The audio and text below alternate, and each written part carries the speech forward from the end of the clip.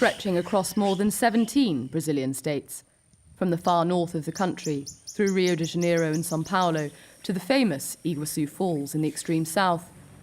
The Mata Atlântica has lost nearly 90% of its original area, chipped away by farming and urbanization.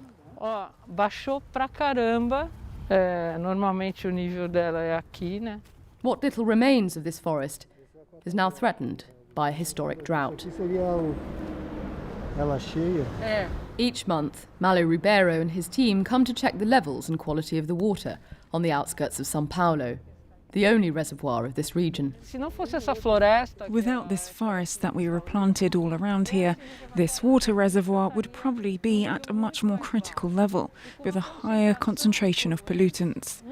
So the forest, the Mata Atlântica, has an essential role as a climate regulator, acting like a sponge that retains water. The vegetation is very dry, and it's surrounded by fields, roads, urban areas, and heavy traffic, so the risk of fire is very high. Brazil's forest code, however, forces landowners to replant in order to contain these water basins. But the law is rarely respected.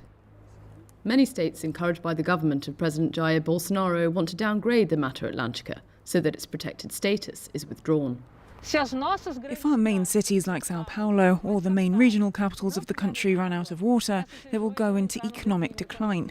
It is vital that Brazil stops going against the grain and recognises the importance of protecting the Mata Atlântica forest. Since 2007, the SOS Mata Atlântica Association has set an example. In this former farm, completely reforested, its members are fighting to prevent the disappearance of the forest. Hoje a gente tem capacidade de produção de 700.000 mudas por ano, né?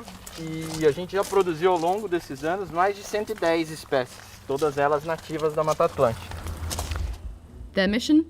To provide seeds and plants to landowners and residents.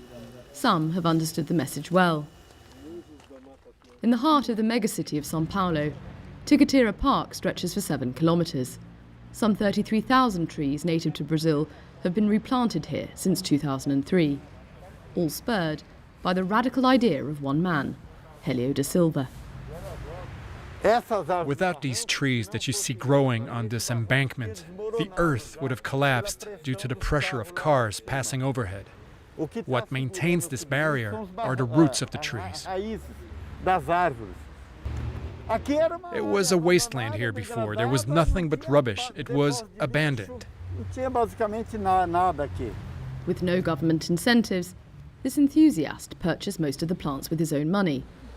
Even though the park now is maintained by the council, every day, with a fellow volunteer, he continues to plant 2 new trees. Each sapling costs less than €1, and last year I spent almost 6,000 euros. This one here is a white ipe, a typical Brazilian tree. Hélio has earned himself a nickname, the saviour of the Mata, and with it, a reputation. Nada é impossível. Nada é impossível, é muito bacana a sua atitude. Tá boa! Às vezes vira mito. You're legendary. Usually legends are dead. But here you are, alive and famous. I would prefer that it's my cherished trees that are known. You see, this one here, for example, is called Canela Burra. It can shelter up to 51 different species of birds. Because the Mata Atlântica acts as an essential home for Brazilian fauna, the preservation of this forest enables many endangered species to survive. In this private reservation in the region of Rio, thanks to these cameras, scientists are studying the presence of pumas, of the ocelot, a small South American feline, or even of this funny-looking animal, reintroduced today. After the 1,500 kilometre journey from the north of the country, 3 tapirs make the air entry into the reserve, under the supervision of biologist Marron Gayez. The tapir occupies a fundamental place in this ecosystem. It's nicknamed the gardener of the forest because by moving, it disperses the seeds and makes the restoration of the forest and local biodiversity easier. Hunted for its flesh and cornered by the extreme felling of the Mata Atlântica, this prehistoric herbivore was decimated by man back in the 19th century. It's great, she's adapting to her new environment. The tapir is an animal closely linked to water. It always seeks to be close to water to cool off or to hide from a potential predator. I get so emotional when I see the results of the project. For the species to be considered properly reintroduced, at least 50 tapirs must gather. A longer-term project with the hope of establishing a new and balanced future for the Mata Atlantica.